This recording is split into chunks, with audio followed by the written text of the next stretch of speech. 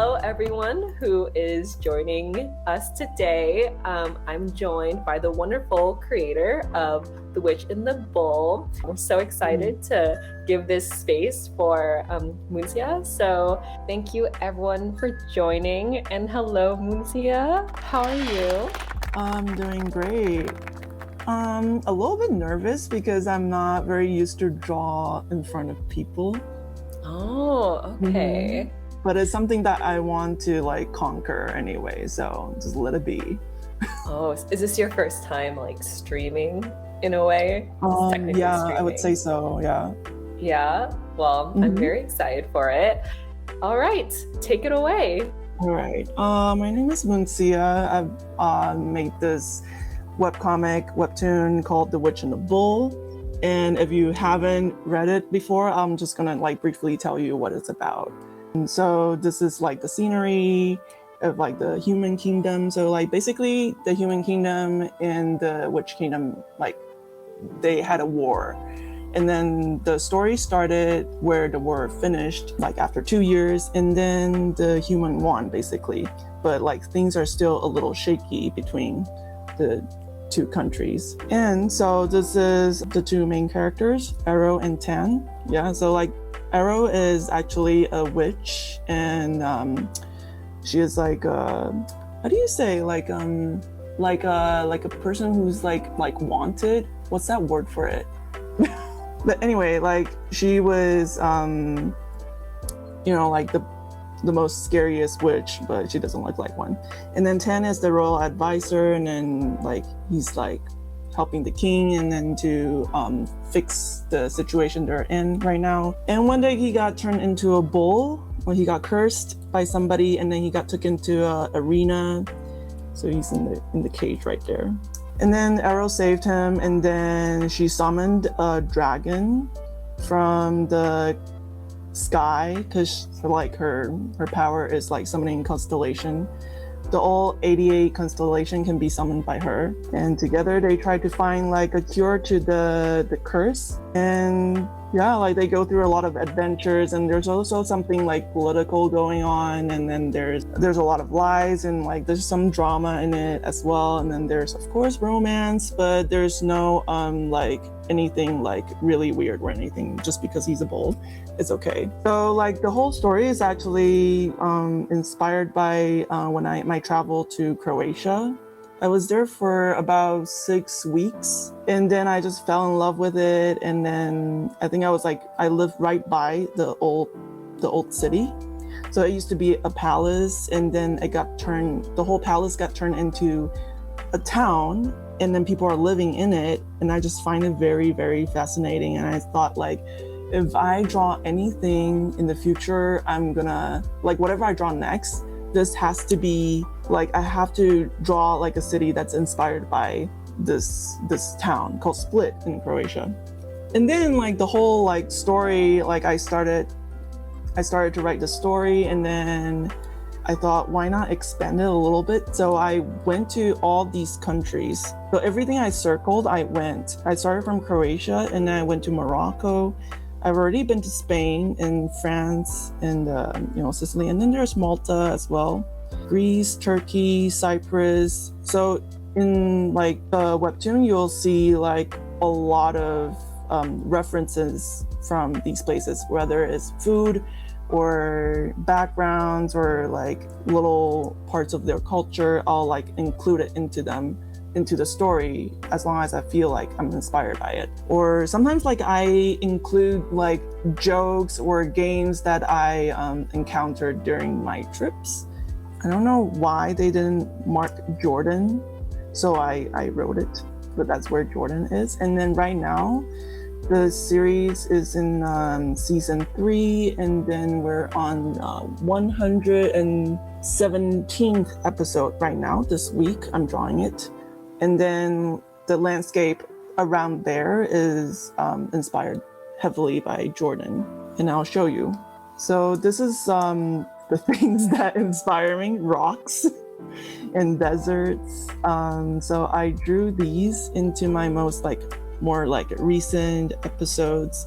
So if you follow the series, you'll probably realize it. and that's me. And who's that? I don't know. And then Jordan is also very famous for Petra. And so these are actually tombs of like people, but I don't know who they are. They're mostly rich. This is not a tomb. Okay, this one is. But anyway, it was like probably like one of the best trips I've been on and like the best hikes I've been on. And these are the characters in the beginning. In the beginning, like Arrow has straight hair.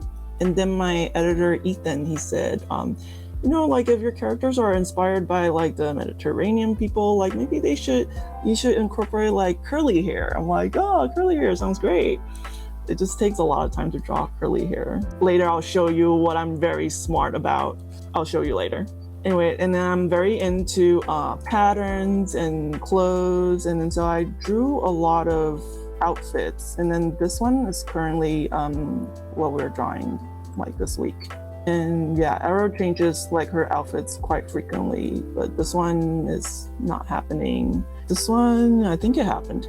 Yeah, this pink one, hot pink one is not happening. So unless she goes somewhere very cold. So yeah, like that's like the basic thing. And then this is like one of the props that I use, it's like a desert that's happening on the recent episode I'm drawing right now, which I'm gonna draw an episode that's more in the future. So this is the storyboard of this episode I'm drawing. And I cannot show you anything from like 4 to 8 because it's very confidential. I cannot show it, but I can show you 1, 2, 3. So this is how I do it. I separate like the whole episode into ideally 7 to 8 strips, pages, I would say. 6 pages will be too low, and then 9 will be a little bit too high to manage. And then, so basically that's how I count how much I'm able to do. I also have all my assets for like episodes I'm making these days. Like if the characters are traveling through this desert, then I bring all the assets that I need into this one file. So it's very easy to like select them. Also, there's poop involved, but I'm gonna hide this. So my characters just recently went through poop. Okay, so once it's done, it will look something like this. So this is like the last episode of season 2, basically. So I have the storyboard like this. I already drew some, and I use some of the assets that I prepared before. And then, like I said, like this episode and like this region they're in is inspired by these rocks in Jordan. So I try to draw some of these are all sketches right now. I might use some of my assets over there and use it over here. I have some sketches ready for my drawing later. So I think instead of like drawing this panel, I think I'm gonna draw something more simple to begin with. I'm a little worried about my computer because it's a little slow. I don't know why. The one thing me and my assistant do is that we collect heads whenever we draw a new head. I think it's very, very useful. So this is what I say, we're so smart. We collect all the hair so we don't have to keep drawing those curly hairs anymore. So sometimes it's just like I bring those hair in. And you know what? I didn't even organize this. My assistant, they organized it for me, and I'm so thankful. Without them, I would die, literally. And then also, of course, I have F10 over here as well. He also have one that's all like his bull head. But yeah, today we're not drawing bull. We're drawing this one. Is there any questions? Yeah, so we have some comments. Some people are saying greetings from Croatia. We have one. Yes! Yes! There's someone who said, oh my God, is that why you named her Coffee Kikiriki? I loved it when I read that. That is actually kind of the reason, because I was asking a a friend over there. I was like, oh, what should I name this cafe that she works in? He's like, oh, I should name it Kikiriki. I said, what does it mean? It's like peanuts. And then the other German guy was like, oh, but like that means the rooster call in German. I think it's German. And then I'm like, you know what? This is perfect because like if it's like morning, you need a coffee. So you heard like chicken, but like the sign is designed as a peanut. So I designed her cafe sign as a peanut. It's very cute. Now this fan says they're from Macedonia, so they understand Croatian. So amazing. They understood it immediately. One of the questions you got is, when you draw these assets, are these vector layers? No, these are all pixels. But so any of these layers, or these like whatever I selected here, like you can click in. It's a smart object layer. I always forget the name, but it's a smart object. It's smart. So like over here, I could like change the expression, you know, I could go for something different. So yeah, so like every time I have like a smart object, I'll just, you know, like bring it in and then I will change whatever I need to. So I don't need to like redraw the same angles anymore. So they're not vectors. This is honestly so amazing that you have all of this to use, so you don't have to like draw all those curls every single time, because that would be absolutely insane. So this because is cool. I've done that before in a previous webtoon I did in Taiwan, and I was just like, oh my gosh, I'm dying. Oh, I'm sure. It sounds like very tedious. We have another person who asked, how do you use your assets? Like, is it copy paste, or do you liquefy for it to fit whatever perspective you do? Or do you draw over? Let's do one right now. So is she wearing a bandana? She is. So I could use this one. Copy.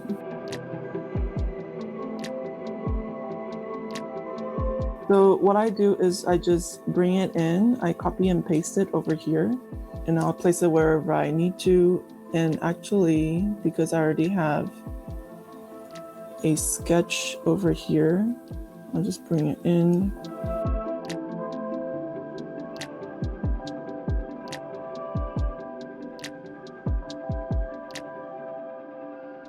So I'll also check like what is the expression that I assigned her. She has basically no expression. Okay, and fine. Someone asked, character shadows highlights don't change? So I don't really change them because I feel like I put like a basic one over here. But then whenever we have like situations we need to, so if say there's like situations of like there's like highlight or anything or like extreme light from behind, well, I'll normally just do like a shadow directly on it. But like a lot of times, like you wouldn't even like notice about like all the original like lighting that we put on, because like the shadow will be so obvious that you probably wouldn't even notice it. So the shadow doesn't normally change unless in a more extreme situation. So if I do this, then it means like the light is coming from elsewhere, but like you don't really like pay attention to like the shadow is already there. Yeah, that definitely makes sense. Someone asked, how often do you use assets? I use it all the time. I use it as often as I can to save time, because I need to produce one episode per week. And also I'm doing Photoshop, so everything is a lot slower. like all my files are big, and then sometimes I just need to close some of it. I feel that too. It's the worst when it's just so big and like nothing works, and it's just like waiting 5 minutes just to like. It happens a lot in Photoshop. Yeah, I'm sure that happens to me a lot in Excel too. So maybe that's why I'm so slow. Maybe that's why I'm so that's why you gotta make all the assets. That's where the assets come in handy. And all the assets are actually like quite big as well. Yeah. Do you have a favorite character to draw? I think my favorite character to draw is Dio, the king. Oh. He's not here. I think if you have time, I think it'd be super great to see how you draw your favorite character, what your process looks like, and also like how you pick the clothes. Like I would love to, like your clothes is so beautiful and vibrant, like how you design wardrobe and stuff. I think that'd be super cool so to see. The way I drew clothes is that, you know, like, I don't know if you have this, like before you sleep, there's a lot of colors that comes into your mind. I don't know if that happens to me, but I'm also not an artist. I feel like sometimes I get fuzzies, and the fuzzies are like all kind of colors. I have so many ideas like right before I sleep, and I'm so tired to get up and actually put them on notes, which I really should. But like a lot of times, like the clothes ideas came from that time, like around that moment. That's actually super cool. Yeah, and if I can remember it, mostly the color combination. What's like the most recent colors that you imagined, or the combination you imagined? I think it was like something neon green with like this turquoise blue with some green leaf in it. And then it was like a white background as well with the like dots of light pink. Oh my God, your imagination is so vivid. That's crazy. That's so cool. Okay, I'm also one of those people that like if you tell me a number that I'll see a color. Like if you say 7, I'll see orange. Wait, if you that's say 8, so I'll see purple. What if I said like 49? 49 is purple and green. Oh, it's like 4 is purple and green is dark nine. Dark green for 9. Dark 9. I can definitely see your like ability for color in your series. I think it really comes through. Yeah, someone said that's amazing. It's very cool. That's why I feel like it's very lucky that I'm in this era that I can draw Webtoon. Yeah, because it's like, oh, I love to experiment colors. Someone asked, is it like synesthesia? I don't know that word, maybe. I'm not sure if I'm familiar, but maybe. Is synesthesia like the thing that like if you heard a sound and you have a taste on your tongue? Maybe, something like that. Are you looking it up? Yeah.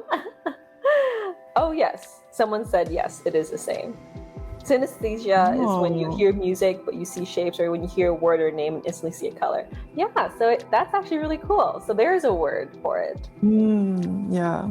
Someone had asked, so a lot of artists are sharing they use 3D models, but since you have more than human characters, how do you personally maintain the continuity of your characters' physical traits so that every time you draw them, it's consistent? Oh, it's not very consistent. Let's just look at this. Like, it's not very consistent, the style. If you look at the eyes, I feel like I'm not that consistent. I would say, for me, I think it looks pretty good. I don't know what other people think, but I guess... Or maybe this is like the basic face that I draw. You know, like how every artist have like this like basic face they drew and then they just get used to it, and so like it become easier. Yes. Or maybe I just like keep drawing the same characters and I practice, because I remember in the beginning when I'm trying to draw Tan, it took me forever to keep capturing the same look. Even now I don't think I can like capture it very easily, And that's why every time I draw a head, I just save them, because I know like sometimes I could go wrong. Sometimes I just don't have that flow of drawing these characters, and I cannot risk that because I have deadlines. Someone said that it seems like the theme today, a lot of people just really resonate with that no one feels like they're actually consistent in drawing their characters' physicalities. Does this like, how do you feel about that? Like, you know, have you learned to sort of let go, or is it still something that you kind of think about when you create your series? I do have to say, in the beginning, when I have this problem occur to me, I keep feeling, oh, maybe I'm just like not that good of an artist. And which, if I compare myself, I probably am not that good. But I just feel like if I keep practicing, I'll get there. Or maybe I'm not using the right ways, or maybe I could go find like resources. But like right now, like those are not really my worries anymore. I kind of just draw whatever I feel right. Like right now, just like I feel comfortable enough. Like even if like they're not like too consistent, I wouldn't like beat myself up to it. I'll probably drink a coffee and eat chocolate. Like maybe some sugar will be the cure. Yeah, a lot of times like caffeine is the cure for everything. Well, that's for me. Just don't follow what I do. It's just like, it's probably not so healthy. Well, I think that, I mean, your series was able to get the respect, the love, and the fan base from just how amazing of an artist you are. I think that those small inconsistencies, like, no one's really noticing that, because I think the emotion that these like faces express is like what's most important, and obviously that's something that you're very good at. I would say, like, if you want to see my like when I'm not like doing well, like if I'm not drawing smoothly, this is right now. So you're seeing it. This is it. This is it, because like my computer is so slow, and I'm like, but I'm still like enjoying it, because I guess because I'm chatting. I'm like, oh, it's okay to go slow. It's relaxing. Yeah, just take it slow. We still got 30 minutes. We still have a lot of time. So someone asked, do you just eyeball it when it comes to getting your character's line art thickness consistent?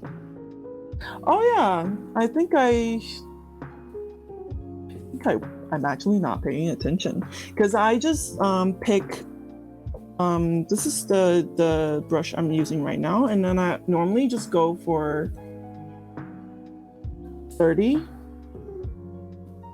because like that's my pen pressure for me and my pen. Like we kind of work well together, like at this number for this brush. And also a lot of times when I'm drawing these scenes, like if I'm drawing like a basic like if I'm drawing like this scene right now, like she's just like looking forward, and then she has like a basic side view. Normally I'll just give this to my assistant. I'll have the sketch ready like below, so I have my sketch so she knows exactly like what the position is, and then I'll just give her the file, and then I'll draw the hair, because I feel like the hair has my soul in it, so I tend to draw hair on my own if I need to. Yeah, it sounds like you and your assistant probably work really closely together. Actually, we're all high school friends. Really? Wait, that's amazing. We're in the same class, and so we grew up together. How did you learn that you both were interested in just art and drawing and storytelling? Because we're in a high school of art. Oh, really? That's so cool. So how exactly do you divide work with you and your assistant? So one assistant does they do a lot of things. So they do the base color, basic shadow and highlight, like the highlight that I have on these hair. you'll see, and then the highlight of the gold. Yeah, so like these are the basic highlights and shadows, and they'll do them. Also, like I said, like some of the sketches, I'll let them do the line art. If it's not like a complicated pose, then I'll just have the sketch ready, and then they'll just draw the line art. And also they do the speech bubbles for me. So I have the what do you call it? The script ready, and then I will have like the position of each, like this, like the position of each speech bubble and lettering. Then I'll just place it there, so they'll just place it for me. And what else? Sometimes they draw like little like background people. Sometimes they also help me draw like a spoon or like a bowl or like food items. And also they also help me do Chinese translation, because we have translation in Taiwan, the Taiwan Webtoon, so they also do the translation. It's a tough one. I think translation is the hardest thing out of the whole process. I can definitely see that. Let's see. Someone has a question. I have a question about backgrounds. I always struggle with perspective when drawing backgrounds because I try to stick to perspective principles so neatly. Do you feel like it can be more effective and definitely okay to just eyeball it and do what looks and feels right instead of lining everything up and following rules? I use a lot of different ways to draw backgrounds, not just one. So sometimes I eyeball it, but it's only if it's not like a complicated like situation. Like if I want to draw like a building like this, I think I can just eyeball it, and I'll just like draw this. And I feel like this is like good enough to eyeball it. But then like if like there's a lot of things going on, there's like a pool over here, and then there's like another building in a different angle, then I don't think I can like eyeball it anymore. Then I will just I'll probably use like, I've done boxes. I use like the items I have around me, and then I fake a perspective, and then I take a picture, and then I use those perspective, and then I draw houses. Or I will use 3D models as well, but very rarely these days, because I've been drawing a lot of like landscapes and like natural scenery, so I haven't been using like 3D models a lot.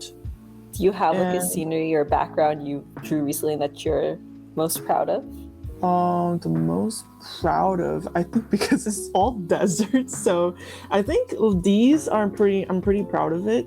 These, I partially just trace the photos I've taken in like this mountain particularly.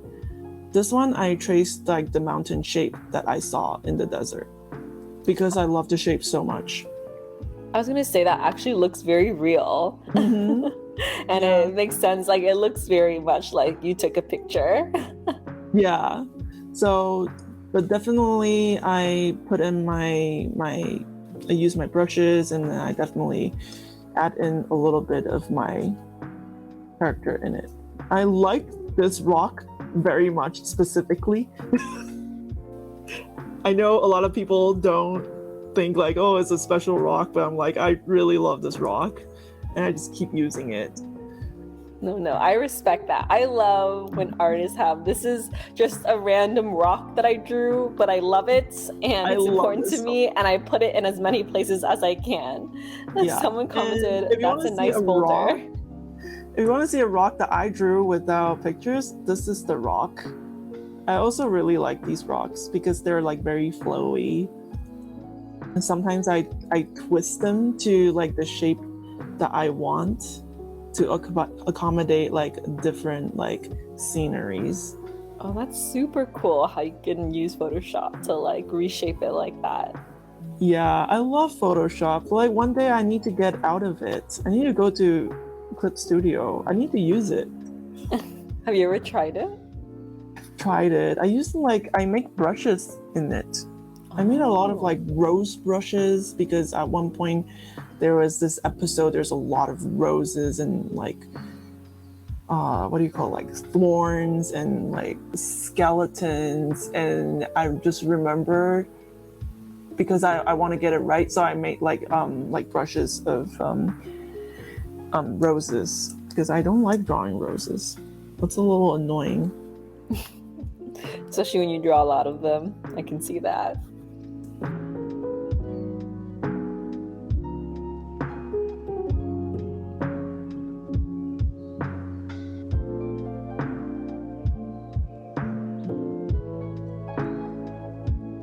Someone asked another art question. They asked, or storytelling question, when developing your scenes, how do you decide what camera angle works best for that scene? I feel like I'm overwhelmed with possibilities. I love this question because I love watching movies. So I sometimes I pay attention to like what are movies like what do they use for like certain. Like recently I was watching Oppenheimer, and then I paid a lot of attention to like the storyboard they use, and like a lot of times I just take reference from movies basically, but I love it when like the characters are uncertain of something or they just they felt very shocked, and I just like to tilt the whole scene like probably on like towards the left, so they feel like they're about to fall down, about to faint, but they just like the camera angle. It just makes me very excited. Do I sound really weird? No, someone said, yes, Dutch angles are great. Yeah, and I also like I do love top-down angles, but normally it means I just need to draw another background. And sometimes I just feel like, maybe it's not the time for me to draw more backgrounds right now when I already have like 2 days left for the episode. So sometimes even if I have something I want to do, I probably won't do it because I know how much time that will spend. Yeah, and I also wish my assistant spend their time on something that's more important as well. I also don't like when they are like staying up late because of my work. I know we're working together, but I don't like people staying late for my sake. That's good. It sounds like you're a good person to work with. I mean, not bad. I try. I'm sure if they want to complain, there's something you can always like do better. Because actually today I just went to a assistant and artist assistant and the main creator's workflow. It's like a panel in Taipei. So like they shared a lot of like I don't know if you say that in English, SOP, like I don't even know what it stands for, but it's basic like the flow of the work. I'm not familiar with that acronym, but maybe people in the chat are. Maybe. Standard operating procedure. There you go. See, yes, there's exactly. Always someone who knows what they're talking about. Exactly. So like that's the standard operating procedure. Okay, no wonder they call it SOP because it's too long. Yeah. So like they shared a lot of like little tips and tricks on that, and a lot of times it's not about like how well you draw, it's more about like if everyone can draw the same things. So if like the person who draws like the best trees, if like one day she left, you can still have good trees to look at in your comic. So I'm like, oh, that's true, I never thought about it. And I kind of just let my assistant do like what they do best, and I never thought about like making them like, you know, learn from each other of like they can do the same things basically. But I think now I have to put that into consideration. A Chelsea Lee says, yes, she is a great boss. I have nothing to complain. Yeah, that's my assistant right there. Yes. She's wow, amazing. Look at you. Aw, that's so Amazing. sweet. I love that. Just as I predicted. I'm sure you're an amazing person to work with. Oh, thank you. So let's see. We have some other questions. Someone asked, what does your work schedule look like when you're making an episode each week? Like how many days are dedicated to story, line art, etc.? Okay, so normally I'll dedicate one day for the script, and then I don't want to work more than 8 hours, but sometimes I would, because sometimes I'm just stuck. There's a writer's block sometimes, it often happens. And then like I'll also dedicate one day for storyboard. And halfway I'm drawing the storyboard, I'll probably already select a few panels that I can just like prepare a few panels for my assistant to draw. Like if today I'm like working with my assistant, I'll pick this current panel and I'll send it to them.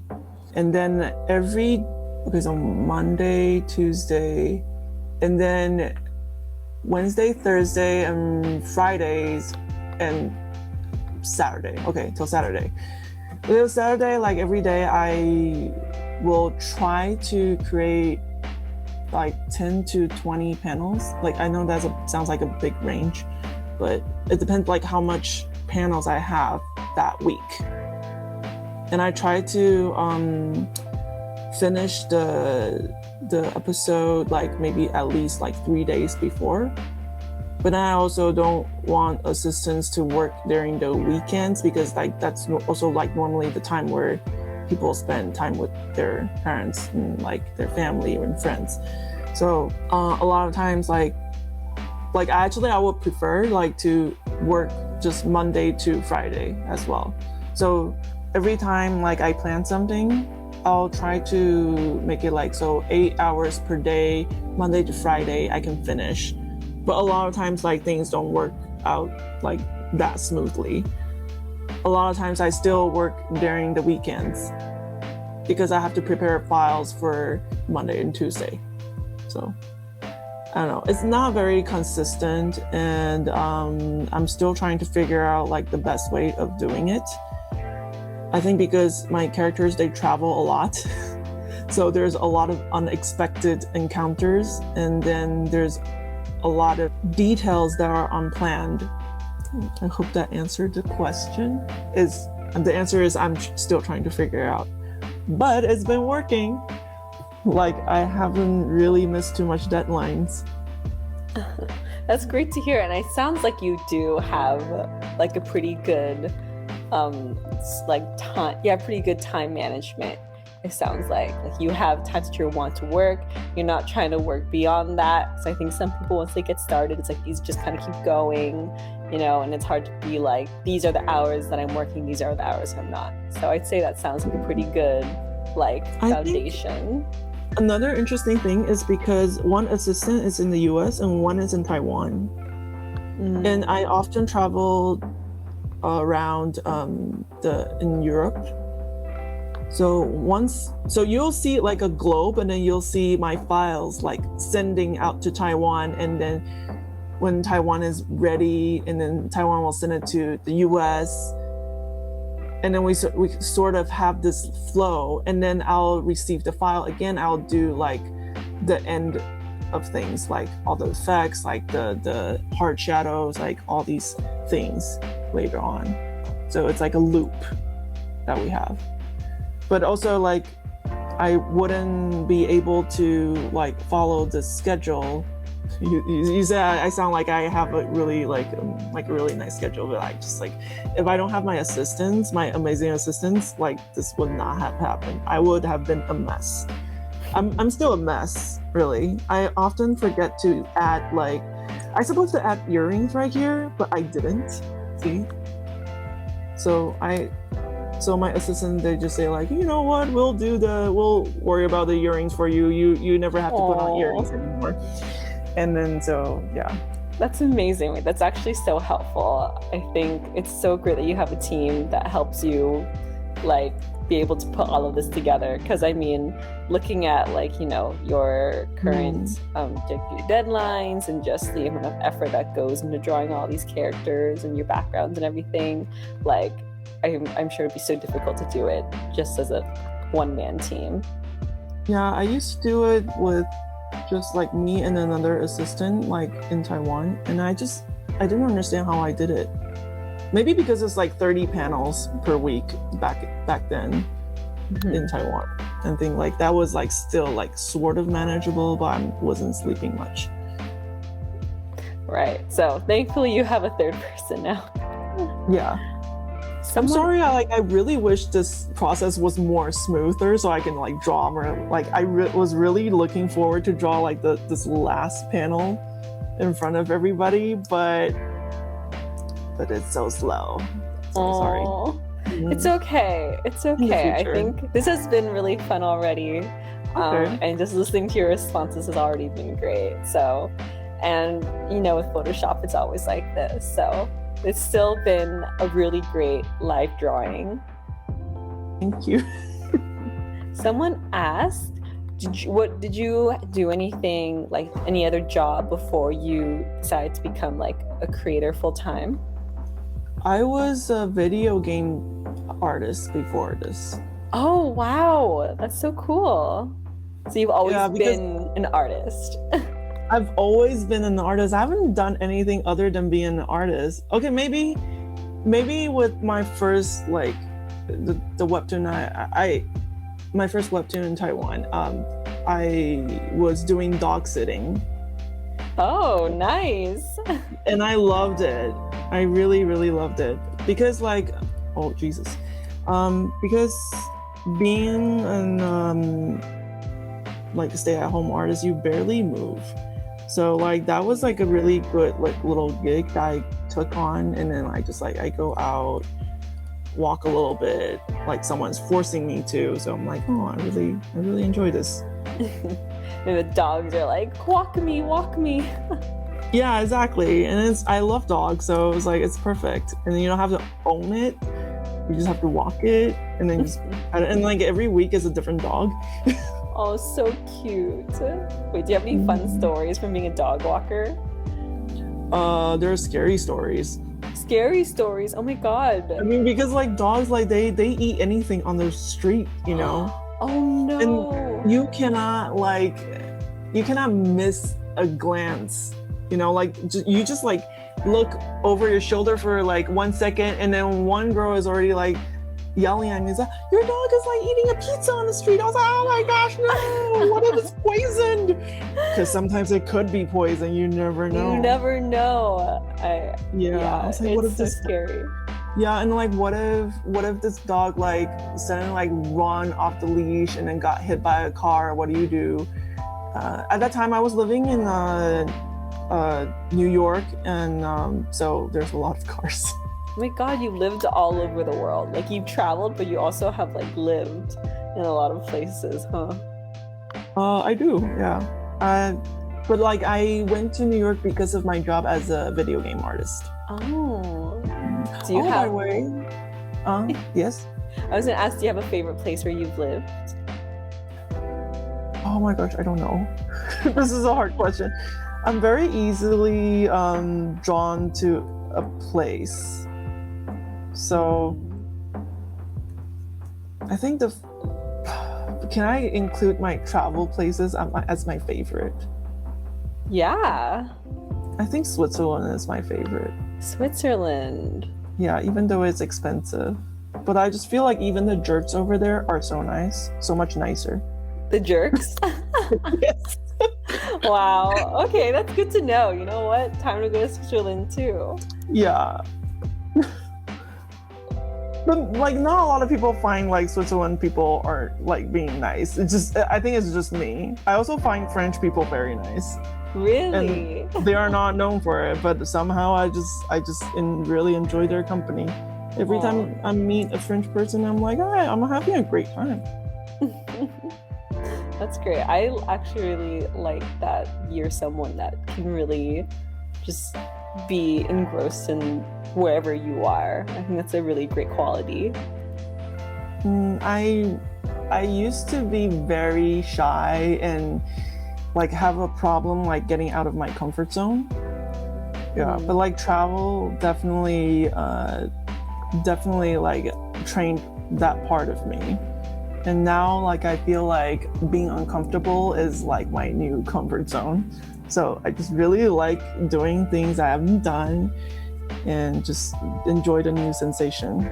I love that. So do you talk to a lot of strangers typically on your trips? And is it like solo trips? So I do all kinds of trips. I do solo trips. I do group trips with other digital nomads.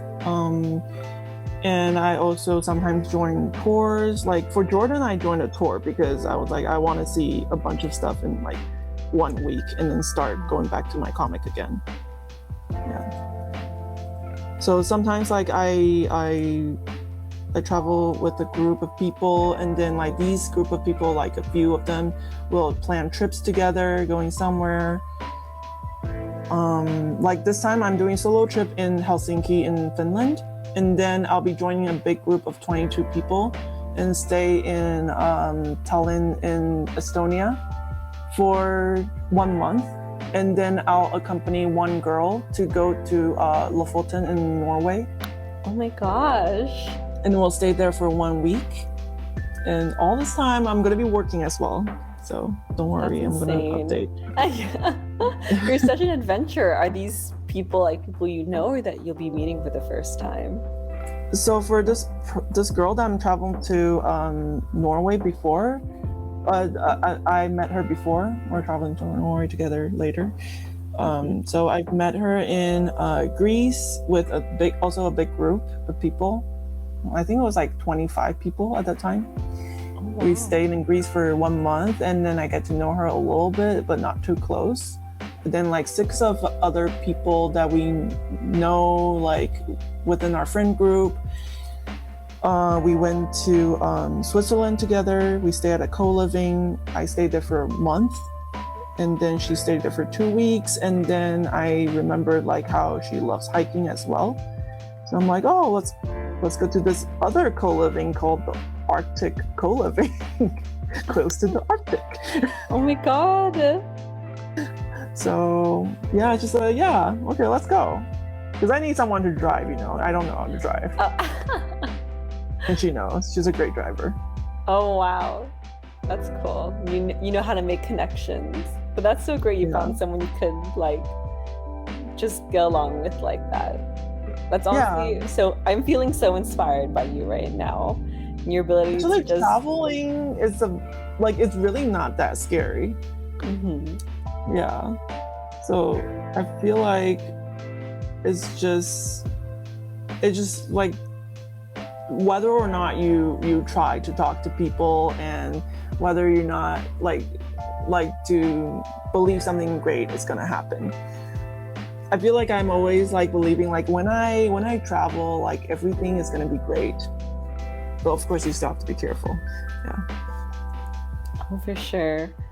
So we have actually 2 more minutes left of this live drawing.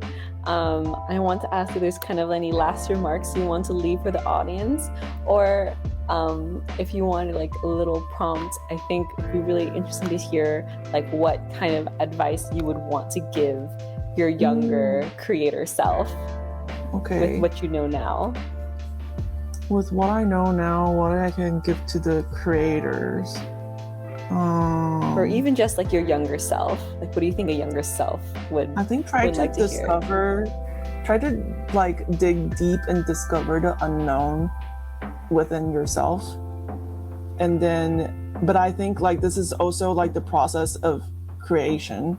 I don't know. I know it sounds like a little vague, but I feel like while you're creating, and then if you keep digging deep about like how you feel about certain things, but then you also have to like experience to sense things. And then if you encounter something sad today, like try to remember the sadness and try to embrace it, and then understand where it came from. I think these things are very helpful when you're creating a story, when you're creating a character arc, and because through this way you can understand human more, like the human emotion, where they came from. And when you're creating a character, it's more believable. I'm also still working on this. I'm not perfect at it, but I feel like it definitely helped me a lot. And that's why I'm never gonna be afraid to try something new or to experience something new, because I know I'm gonna understand myself a lot more, and therefore I will get to understand my characters a lot more, and then my stories will have depth. And then, you know, that's basically it. I think I get the message across. No, that was wonderfully said. I think that's something that I also truly believe in, just letting yourself feel and be human. And I think you worded it very beautifully. So thank you so much for your time today and showcasing your work like this and just chatting and just sharing your wisdom with all of us. It's been amazing. Thank you for your time, and thank you for everyone who's being here. Wow, 58 people. Thank you so much. Yeah, it like peaked at like 71.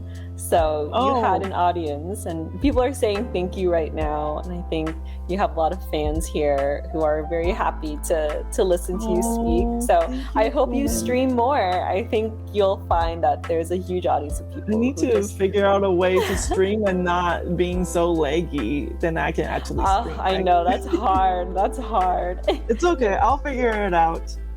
Someone said, yes, stream. They're advocating for it. Also, you have to stream without giving spoilers. That's the hard part. Yeah, that is the hard part, isn't it? Yeah. Well, thank you so much, Moonsia. Thank you to Chelsea, your assistant who's in the audience, for helping support. He's been working very hard with in making this whole thing happen. So thank you, everyone, and I hope you all have fun at the next event and enjoy the rest of the summit. Bye. Okay, bye. Bye, everyone.